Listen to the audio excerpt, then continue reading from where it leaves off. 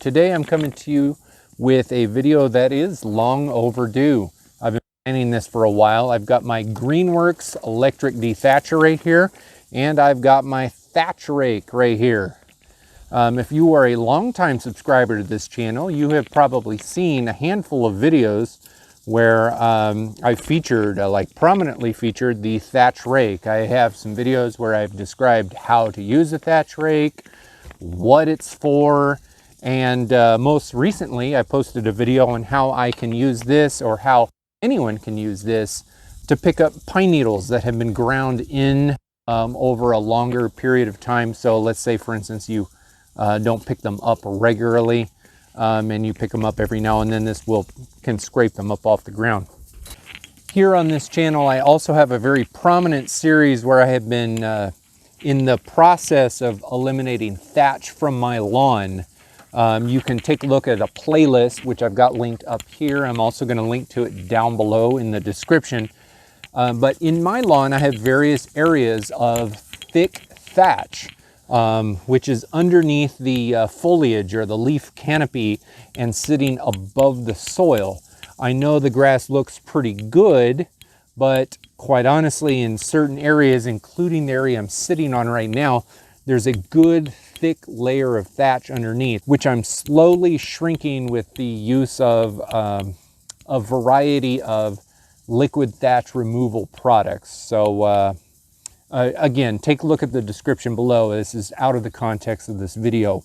Most people, when they have thatch, they don't really have significant thatch problems. A lot of times what they have is a bunch of dead grass sitting underneath the leaf canopy and sitting above the soil.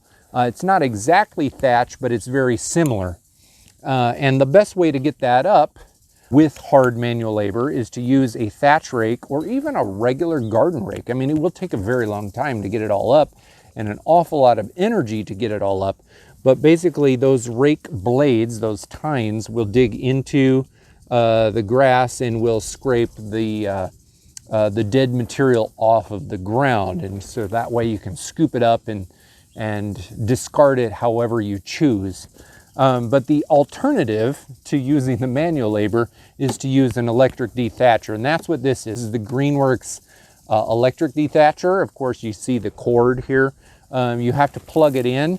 There are some battery-powered electric detachers, and then there are some very large machines that run on gas.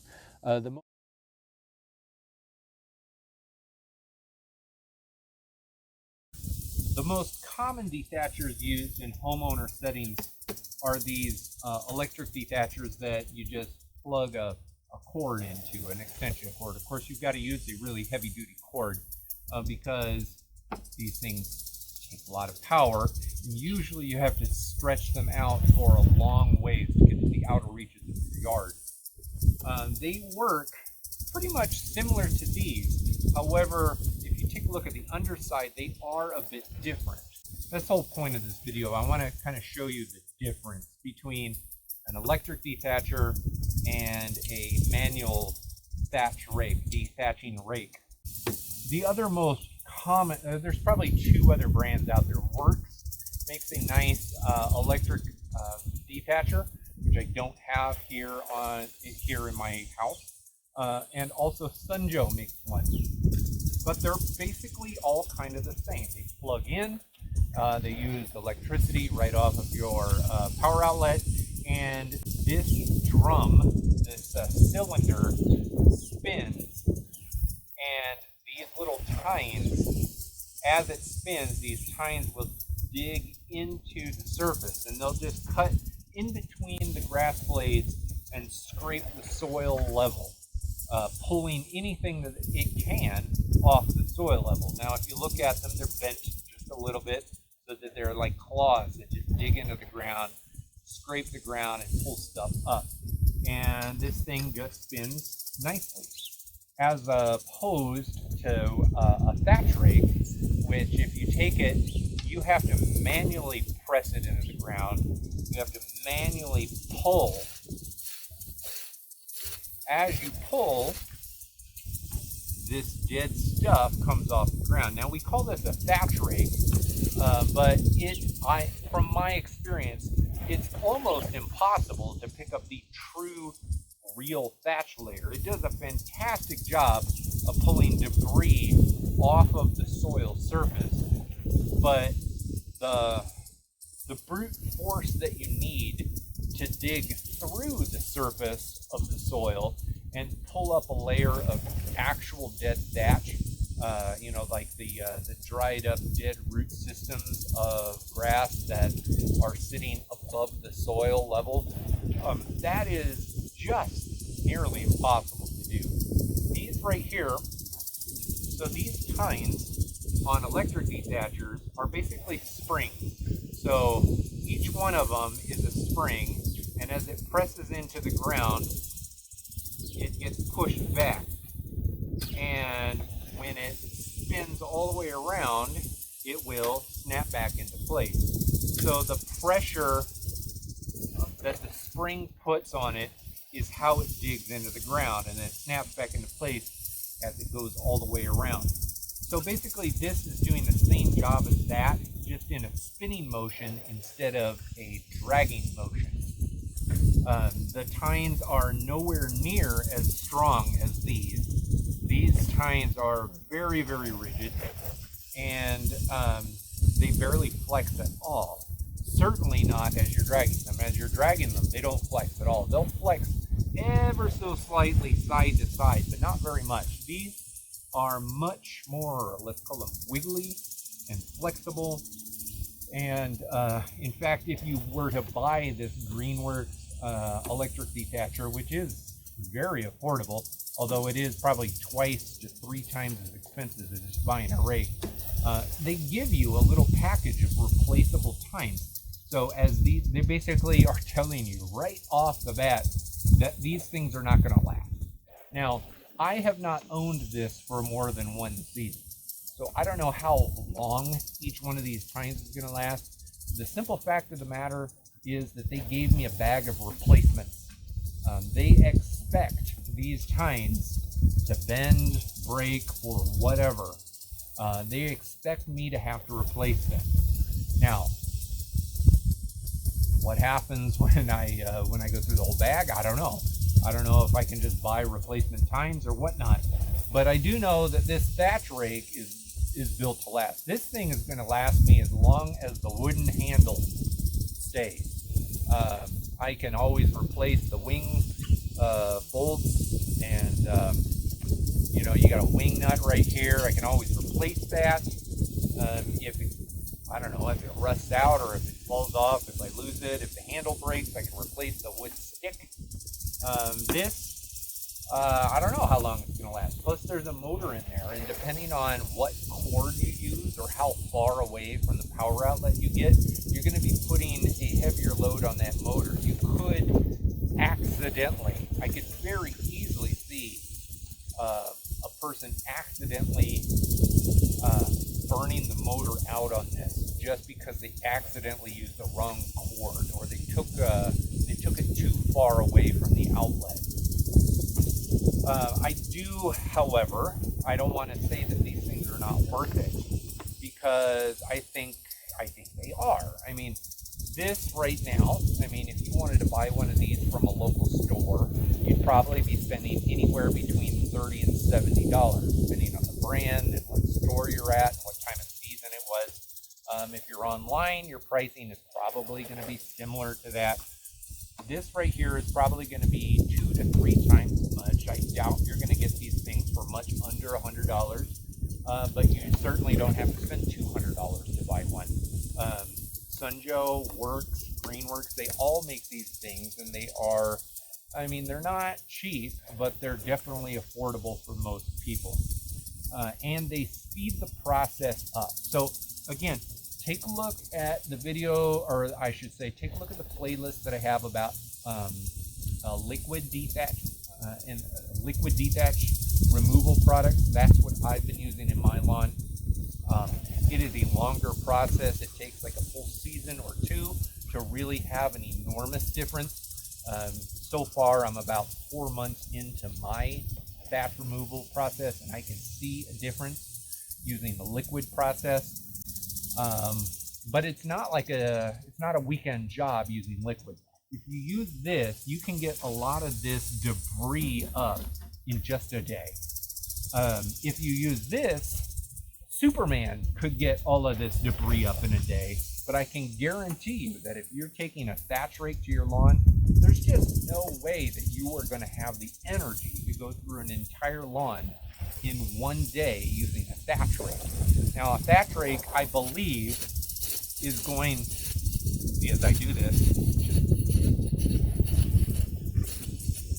if I do this on one little spot, I believe that the thatch rake is going to pull more stuff off of the surface of your lawn than this is. However, you're not going to have the stamina to do this over a larger area. So that's where these electric detachers come into play. They are going to pull a lot of this debris up in a faster way. It's not going to kill you, you know, to use one of these things. So if you own one of these and you want to take it to your lawn once every, I don't know, couple months or so over the course of a year or two, you're going to probably end up getting more material off of your lawn surface than you are with this, simply because you can use it more often and you can cover more area. Again, eventually, I can't imagine that this thing is going to last for 5 years. I just can't. And I'm not going to wait for 5 years to tell you when mine dies. But this is simply not going to have the lifespan of that. But the price is still low enough that, I don't know, if you're going to use it a lot to pull material off your ground, like if you're going to use it frequently, I think it's probably a better buy than getting one of these. Now I struggle to say that out loud because I think owning a thatch rake is super important. I think owning manual tools is probably better in the long run than owning machines, because the tools allow you to do stuff in a much more precise way and whenever you want. They last longer, they're cheaper to own or to buy. I think it's worth having them. But if you're going to cover an entire lawn space, either this Greenworks or the Sunjo or the Works unit are going to be a better choice. This is a spot thing. So like if I wanted to only dethatch this area right here, I could totally do that with this rake in a single day. But let's say, for instance, I wanted to detach the entire lawn or pick up all the debris off of the lawn in the spring and then in the fall, just regularly, year after year after year. It's an entire space. And now my lawn is small and it's 2,500 square feet. Some people have 10,000 square feet. These things are like, you're actually going to be able to get through your lawn doing it. Now, I don't want to just sit here talking and talking and talking without showing you how these things work. I do recommend you take a look at some of my older videos about the thatch rake and how they work, why you need to use them or why you might want to use them. And now I'm going to show you how this works on an area compared to this on the area, I mean, like right next to it. Now, before I get this started, I want to say that I've got this on the highest setting. There's a high, medium, and a low. So at this point, the tines are only lightly digging into the ground, which is probably going to be similar to how you will use a thatch rake. It's going to be almost impossible to use a thatch rake digging, you know, 1/4 to 3/4 inches or 3/8 inches into the ground. It's just going to wear you out in like a minute or two.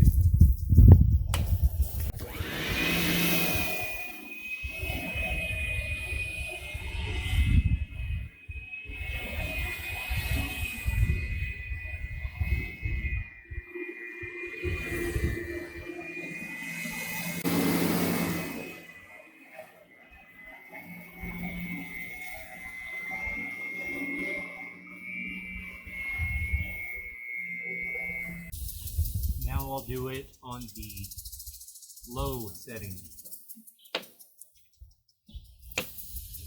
You have to manually change each wheel on the Greenworks Pro. I believe the Sunjo is a single point system. Before I do it, you can see bringing up material on the highest setting.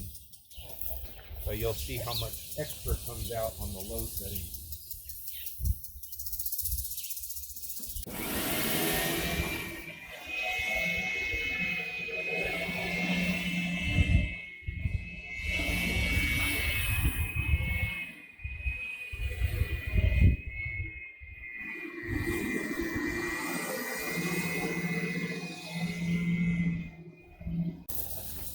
So here you can see that's with 2 passes on the high setting and then 1 pass on the low setting. This is all the material that was pulled up from one little spot.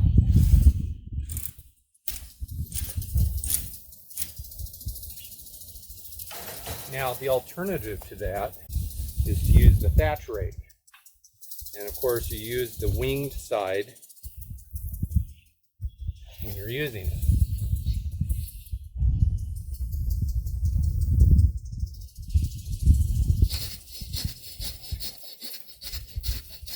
Now this is a lot of manual labor, and I'm going to start huffing and puffing here in a second. But essentially 1 pass, I think I can get more up with the Thatch rake.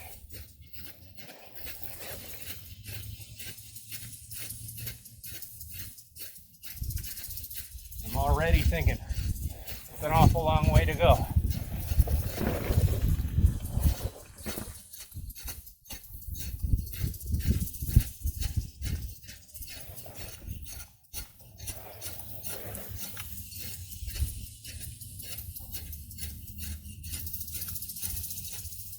Oh, see, and I'm already tired. I'm not even there. So you push down, of course you pull up, get those tines to dig into the ground. And as you do that, it pulls up material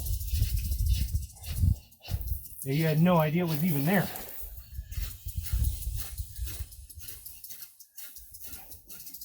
And I am exhausted already. I totally lost steam there at the end. But that's with the manual Thatch rake. And right next to it was the electric with 3 passes.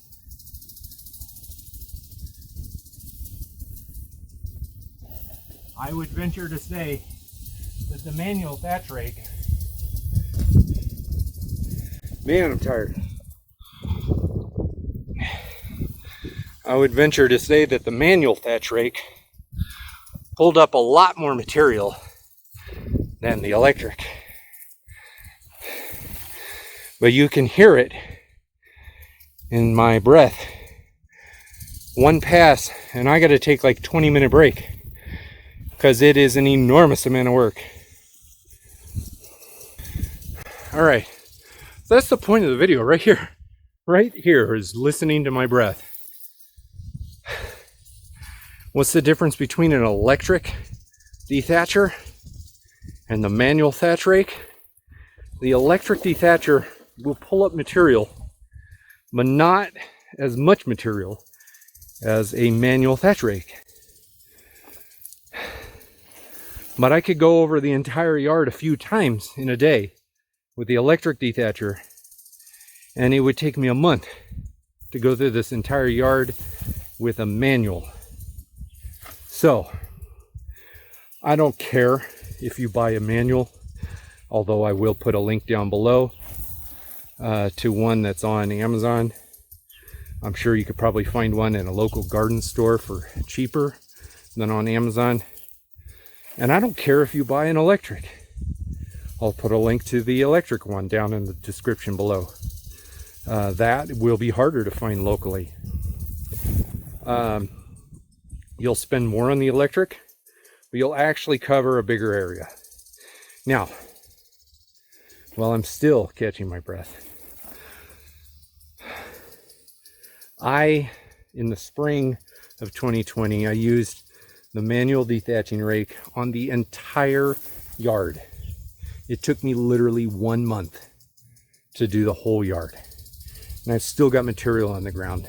I still have obvious thatch layer on the ground. Liquid dethatching products, although they take a long time to work,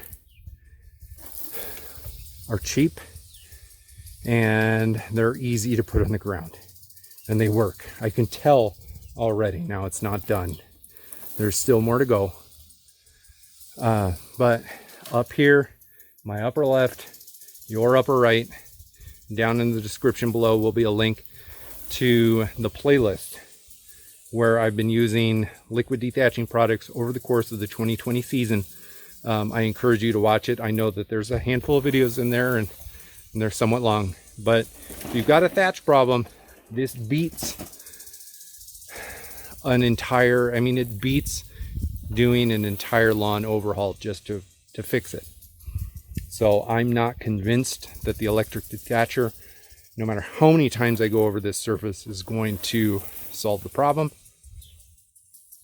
Maybe it would, but I'm not willing to go over with the electric version, over and over and over and over again. So anyway, that's it. That's what I got for you today. Late October. This is a little bit late in the season to be thinking about dethatch. However, lots of people do like to bring out the dethatching devices in the early spring to kind of open up space, fluff up the lawn, to get things growing earlier in the spring season than normal. So hopefully this will help in your fall preparation for winter dormancy and for your preparation for early spring lawn care. Thank you for watching this long video. I appreciate your time. Please hit the like and subscribe if this was helpful, and I'll see you in the next video.